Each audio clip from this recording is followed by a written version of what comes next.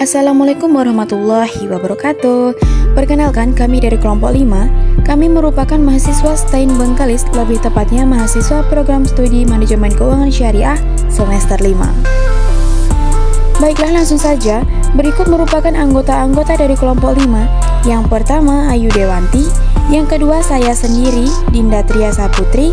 Yang ketiga, Elva Sula Setiawati. Keempat, Jamiah. Yang kelima, Leli Destiani.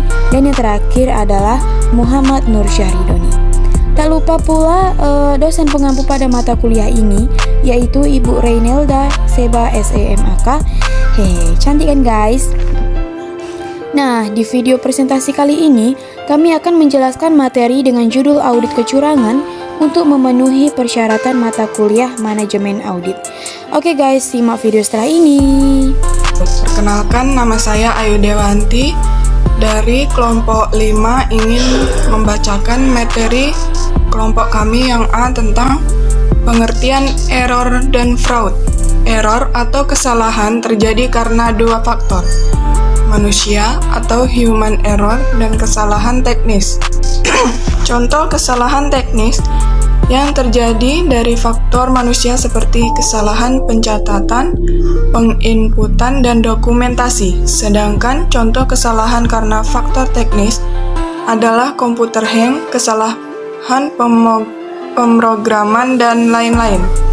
Fraud adalah tindakan curang yang dilakukan dengan sengaja untuk memperkaya diri sendiri. Ada 3 hal yang mendorong terjadinya sebuah upaya fraud, yaitu dorongan atau pressure, peluang atau opportunity, dan pencarian pembenaran atas tindakannya atau rationalization. Saya akan menjelaskan tentang tanggung jawab seorang auditor. Adapun tanggung jawab dari seorang auditor yaitu pertama ada perencanaan, kedua sistem akuntansi, yang ketiga bukti audit, yang keempat itu pengendalian intern, dan yang terakhir itu meninjau ulang laporan keuangan yang relevan. Nah, perencanaan itu sendiri ada pengendalian dan pencatatan. Auditor di sini perlu merencanakan, mengendalikan, dan mencatat pekerjaannya. Yang kedua, sistem akuntansi. Auditor harus mengetahui dengan pasti sistem pencatatan dan pemrosesan transaksi dan menilai kecukupannya sebagai dasar penyusunan laporan keuangan. Yang ketiga itu bukti audit tuh. Auditor akan memperoleh bukti audit yang relevan dan reliable untuk memberikan kesimpulan rasional. Yang keempat, pengendalian intern. Bila seorang auditor ini berharap untuk menempatkan kepercayaan pada pengendalian internal, hendaknya memastikan dan mengevaluasi pengendalian itu dan melakukan compliance test.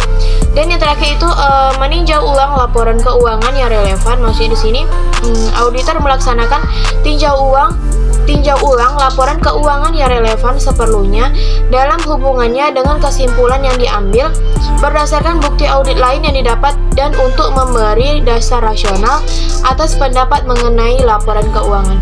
Baiklah, saya di sini akan membacakan tentang prosedur audit. Prosedur audit adalah metode yang digunakan auditor untuk memperoleh bukti audit. Bukti audit ini nantinya akan menjadi dasar bagi auditor dalam memberikan opini mereka atas laporan keuangan.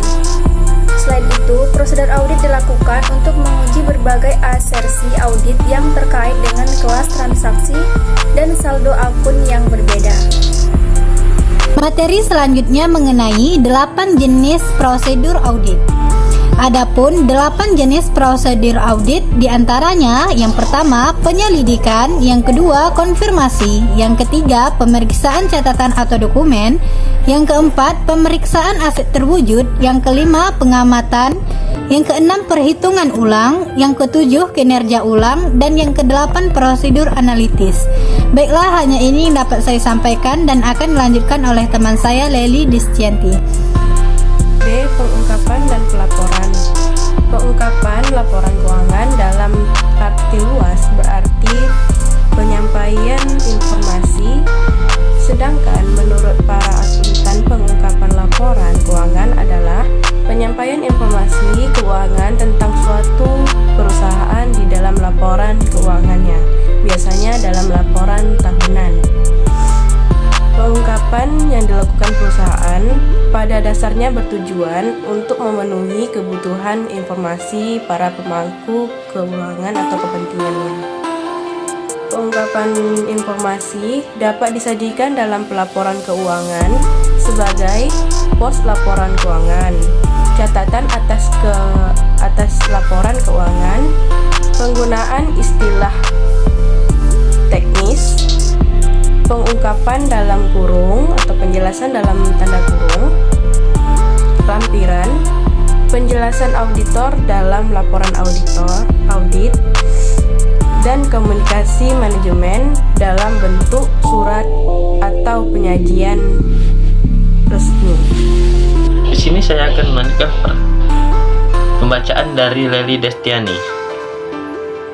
Menurut Carey et al., tujuan pengungkapan dalam laporan keuangan adalah: yang pertama, memberikan informasi yang bermanfaat bagi investor, kreditor, dan pemakai lainnya dalam mengambil keputusan secara rasional. 2. Memberikan informasi untuk membantu investor, kreditor, dan pemakai lainnya menilai jumlah pengakuan tentang penerimaan kas bersih. Yang ketiga, memberikan informasi tentang sumber-sumber ekonomi suatu perusahaan. Yang keempat, menyediakan informasi tentang hasil usaha. Yang kelima, menyediakan informasi yang bermanfaat bagi manajer dan direktur sesuai kepentingan pemilik. Yang keenam, untuk membandingkan antara perusahaan dan antar tahun, untuk menyediakan informasi mengenai aliran kas masuk dan kas keluar di masa mendatang. Yang ketujuh, untuk membantu investor dalam menetapkan return dan investasinya. Perusahaan akan melakukan pengungkapan melebihi kewajiban pengungkapan minimal jika mereka merasa mengungkap semacam itu akan menurunkan biaya modalnya, atau jika mereka tidak ingin ketinggalan praktik-praktik pengungkapan yang kompetitif. Sebaliknya, perusahaan-perusahaan akan mengungkapkan lebih sedikit apabila mereka merasa pengungkapan keuangan akan menampakkan rahasia kepada pesaing atau menampakkan sisi buruk perusahaan di depan berbagai pihak. Terima kasih. Baiklah, cukup sekian penampilan video presentasi dari kelompok 5. Lebih dan kurangnya kami mohon maaf. Saya akhiri. Wassalamualaikum warahmatullahi wabarakatuh.